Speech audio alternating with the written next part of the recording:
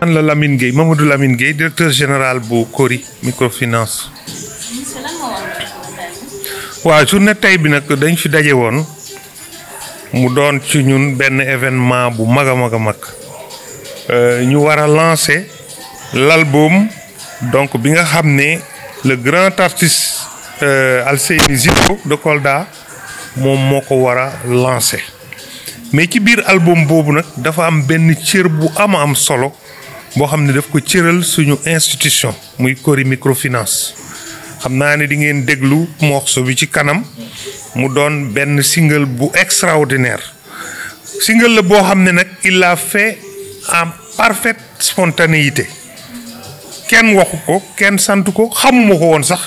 ci ñu bari fii kenn xamu ko ci woon moom dafa toog di xool action yi Cori di def ci Kolda ak ci réew mi mu inspiré wu ci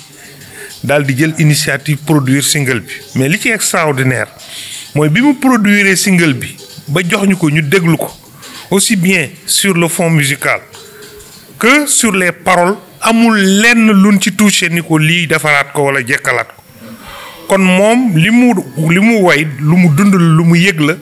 noonu mu ko yëgee ba woy ko dafa mel ni daf ñu ko transmettre à 100% ñu am ci mbégte trop nag vraiment parce que ça fait partie des activités de promotion de notre institution kon dañu ñëwoon tey pour lancer single boobu lancer waale albumu Ziko mais bëgg ko woon suñu mbégte ci liggéey bi mu def di ko remercier encore une fois di ñaan yàlla leeral yoonam ba fépp fu ñuy dégg artiste ci àdduna bi moom ëllëg ñu dégg ko fa ci am naa ci njort bu rafet parce que boo duggee ci album bi extrait yi ñu ci jot a déglu vraiment macha allah laf cat donc que Dieu continue Ziko d'éclairer ton chemin. En tout cas nous on est très satisfaits. Voilà, de ce morceau-là qui va être désormais l'hymne de notre institution Cori microfinance. Merci beaucoup. C'est un engagement pour ngeen mën ko tas ci biir. Alors am na déjà demain aussi benn point de presse boo xam ne dinañ ko def fële ci Sams Prestige ñu ngi fay woo presse bi yépp di fi woo aussi vraiment population yi ak jigéen ñi nga xam ne Cori microfinance dafa ànd ak ñoom di leen jàppale. nga xam ne ay junni jigéen la ñëpp mënuñoo ñëw mais benn échantillon danañu fexe ba ñu fekke lool beneen bi ci des bu ñu jógee fii incha allah le 16. am na à Kolda aman na beneen activité de promotion boo xam ne aussi Cori dina ko ci accompagner ba nga xam ne toute la partie Casamance aussi dina yëg lool mais ginnaaw loolu Ziko dafa programmer une tournée aussi bien nationale qu'internationale boo xam ne Cori dina ci jouer rôle parce que lim ñu defal dafa rëy ci ñun. te ñun lenn rek lañ ko mën a jàppale ci njukkal mooy encadrer ko taxawu ko lépp lu ñu mën ñu def ci suñu loxo pour promotion boobu mun a law ba fu mu gën a sore. Microfinance bu accompagnement lay accompagner les femmes. ah Cori microfinance nag moom def naa ni Sénégal léegi xam nañ ko sànq Roger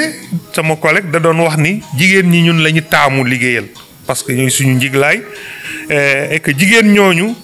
ñaar fukki at ñu ànd ak ñoom amuñ ci benn jafe-jafe ñu ngi leen di jàppale ci xaalis ñuy liggéey di fay waaye ñuy liggéey di denc di def épargne parce que bu dee da ngay liggéey rek yemale ko ci fay bor amul solo da nga mën a fay sa bor denc pour ëllëg Cori at mu jot dina dugal lu ëpp ñaar fukki milliards ci xaalis dina ko dugal ci financement Sénégal la activités yi ndaw yi nga am jigéen ñee ci ëpp doole mais Cori aussi mi ngi fexe ba. téeméeri junni ak fanweer 130 000 sénégalais et sénégalaises ñi ngi leen di jàppale ci financement xam nga loolu dutul tuuti loolu mooy liggéeyu Cori loolu la ñu sas te ñun sax dañoo taamu ñi gën a néew doole du ñu financer ku mën boppam ba pare dañuy seet ka néew doole ñu jàppale ko taxawu ko yëkkati ko tete ko bàyyi ko mu doxal boppam loolu mooy liggéeyu Cori microfinance. est-ce que ci financement boobu ku jigéen ki su ñëwee ci yéen da ngeen koy indiqué ci activité boo xamante ne moom la choisir pour mun ci liggéey. waaw duñ ko indiqué mais dañ koy laaj moom la mu bëgg a def surtout li mu mën a def bu fekkoo loolu mu bëgg a def man ko def méngoo na ak suñuy politique ak procédure ñu tete ko ci dinañ dem sax ba di ko former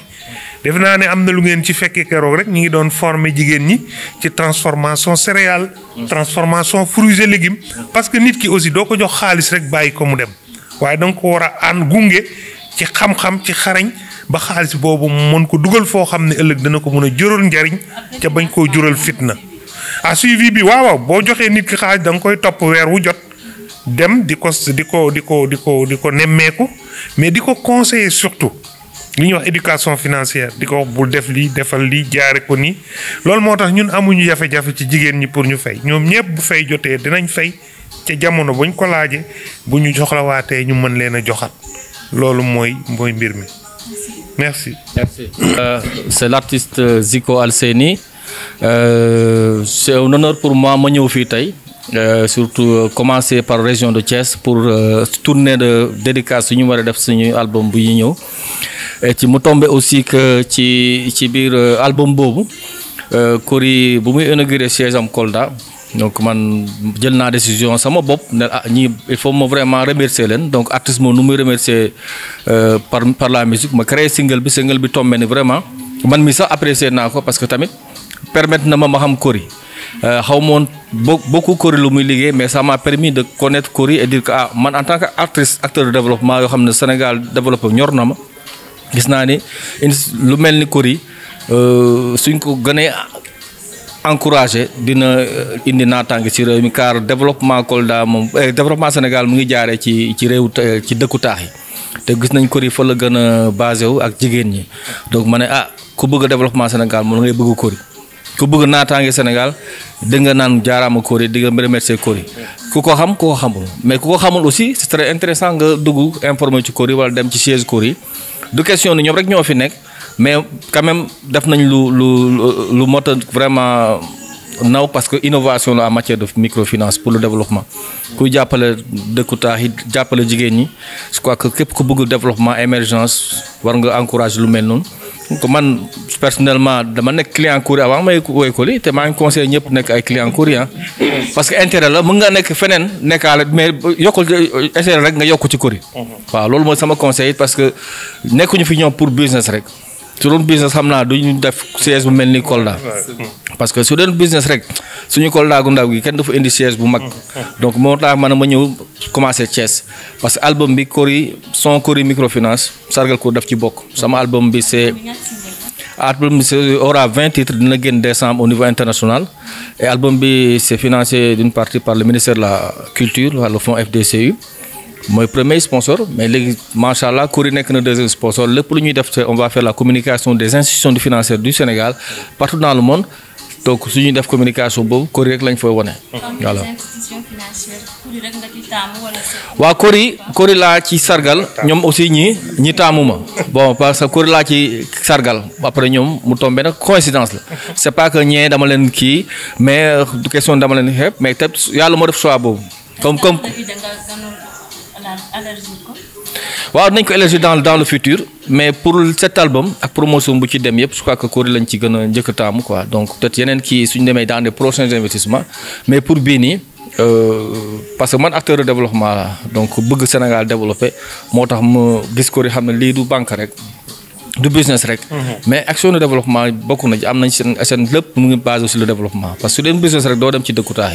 yi voilà parce que c'est très compliqué parce que xam naa seen liggéey compliqué na par rapport ak information buy dem foofu recouvrement et tout ça là te lu ma ci ñaax rek mooy képp ku ñu lebal nga fexe aussi rembourser pour que ñeneen ñi mën am voilà tournée internationale ñi ngi koy def pour contribuer à la promotion de la destination sénégalaise am na benn chanson mu ñu naan Beautiful Sénégal mooy Sénégal bu rafet parce que soo nee Sénégal bu rafet du question hôtel rek Thiès bu may ñëwee fii ma laa njëkk am curiosité mooy train bi fu muy jaar waaw benn dëkk ñaari gaal Thiès kaay donc ça fait partie du patrimoine de Thiès du patrimoine aussi du Sénégal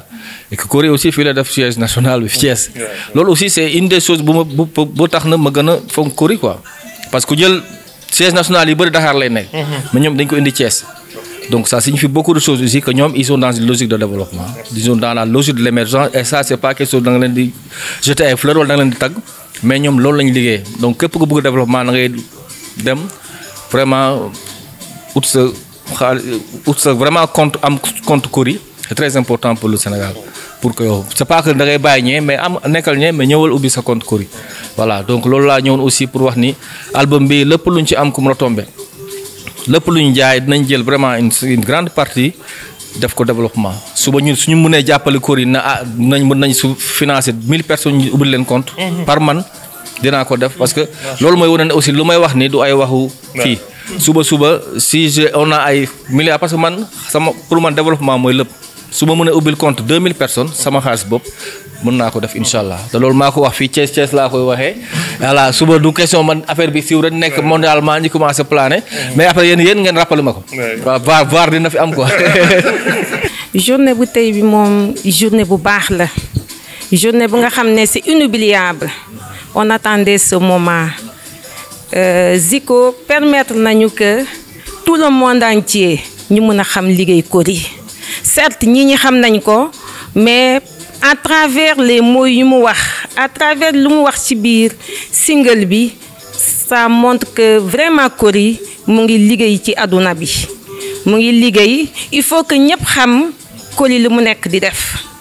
donc vraiment jaarama à Zico ci lu mu nekk di def ci Cory.